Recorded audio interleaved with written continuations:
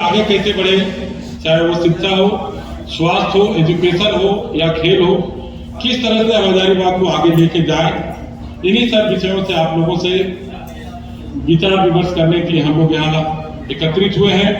एक बार पुनः आप लोगों का अपनी पूरी टीम की तरफ से आप लोगों का आभार प्रकट करता हूँ कि आप लोग यहाँ इतने दूर से चल के आए और मैं आप लोगों का हार्दिक अभिनंदन करता हूँ। झारखंड के हजारीबाग जिले पर मौजूद हैं और हमारे साथ बगल में जो आप जिस व्यक्ति को देख रहे हैं वो भाजपा के नेता कहे और कुछ समय पहले वो निर्दलीय चुनाव लड़े थे 2014 में। अब चुनाव की बारी है, 2024 है, चुनावी साल है।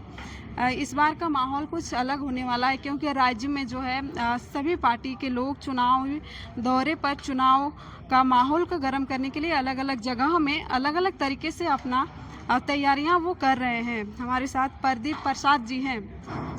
2014 में निर्दलीय लड़े थे लेकिन 2024 में इनका टिकट जो है भाजपा से मिलने की उम्मीद है।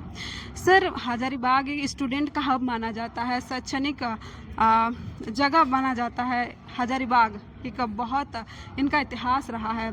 इस बार आपका जैसे हर नेता का एक उद्देश्य रहता है चुनाव लड़ने का कि नहीं हम शिक्षा में काम करेंगे, बेरोजगारी को लेकर आवाज़ उठाएंगे, हर चीज़ को लेकर वे लोग बस वादे करते हैं।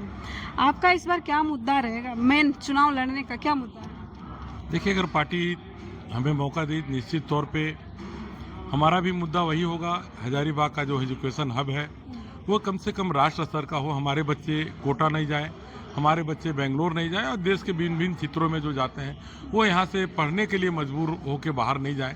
क्या है कि दुर्भाग्य तो इस बात का है, पढ़ाने वाले हमारे हजारीबाग के ही लोग हैं, पढ़ने वाले भी हजारीबाग के लोग हैं, तो बाहर क्यों, हजारीबाग में क्यों नहीं? एक प्रश्न चिन्ह ये है। स्वास्थ्य के लिए भी हमारे जो लोग का पलायन हो रहा है वो हजारीबाग में क्यों नहीं हो सकता? क्यों नहीं हमें राष्ट्र स्तर का सुविधा हजारीबाग में क्यों नहीं दें? यही समस्या और इसी में हम काम कर रहे हैं। या हमें चंदा मांग के काम करना हो, सभी लोग से धन इकट्ठा करके, या सरकारी फंड में करना हो। स्वास्थ्य का जो समस्या है, जो यहाँ से रेफर होता है, उसको रोकना मेरा प्राथमिकता होगा। और हजारीबाग के लोगों को, खास करके जितने भी हमारे गरीब गुरबा लोग हैं, उनका इलाज हजारीबाग की धरती में हो। और यहाँ से जो लोग इलाज के लिए गंभीर बीमारियों के लिए बाहर जाते हैं, उसके लिए हम सोच रहे हैं कि रेल में एम्बुलेंस की व्यवस्था कराई जाए, एयर एम्बुलेंस भी सस्ते दामों में कराया जाए, उसका भी रोड मैप है। बहुत कुछ है करने का, सही नीयत के साथ अगर किया जाए और सही प्लेटफॉर्म मिले तो क्यों नहीं हो सकता। सोच जैसा सोचता वैसा लोग होते हैं। अगर हमारा सोच सही होगा तो निश्चित तौर पे हम अच्छे काम कर पाएंगे। बिल्कुल सर, और एक सवाल था कि आपका मैंने बैकग्राउंड देखा कि आप जमीनी स्तर से जुड़े हुए हैं, लोगों से काफ़ी ज़्यादा गहरा रिश्ता है, हर लोग आपको पहचानते हैं हजारीबाग के। और एक तरफ देखा जाता है कि जब कोई बीजेपी से टिकट उनको मिलता है तो कहीं ना कहीं प्रधानमंत्री जी के नाम पर वे लोग वोट लेते हैं, ये अक्सर कहने सुनने को मिलता है। लेकिन आप अपने आप पर कॉन्फिडेंस हैं कि हमको किसी और के नाम से नहीं, अपने कामों को देखकर लोग हमें पसंद करेंगे? निश्चित तौर पे जितने भी हमारे बड़े नेतागण हैं, सबके आज का डेट में मैं प्रिय हूँ। लोगों को सोचना है प्रदीप जो काम कर रहा है धरातल पे और कोई दूसरे लोग नहीं कर रहे हैं, तो निश्चित तौर पे हमको मौका मिलेगा।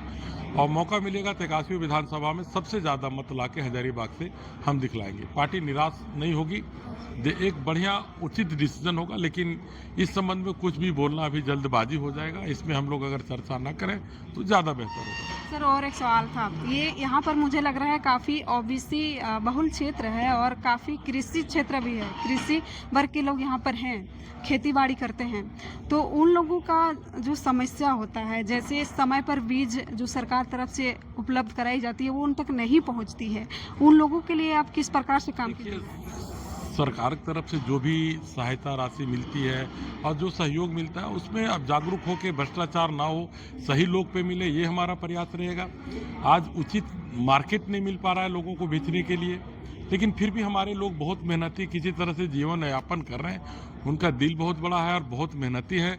उचित मार्केट नहीं मिल पा रहा है, उचित सहयोग नहीं मिल पा रहा है। अगर मिले तो यहाँ के किसान पूरे भारतवर्ष में जाना जाएंगे। अभी खास करके देखिए टमाटर का खेती बहुत अच्छा हो रहा है हजारीबाग में, जीने का साधन बन गया, लेकिन उस तरह का मार्केट नहीं है, उसको स्टोरेज करने के लिए उस तरह का कोल्ड स्टोरेज नहीं है। तो ये सब बहुत समस्या है। किया जा सकता है कोल्ड स्टोरेज यहाँ किया जा सकता है उस तरह का, जिसमें हमारे सब्जी रख सकें।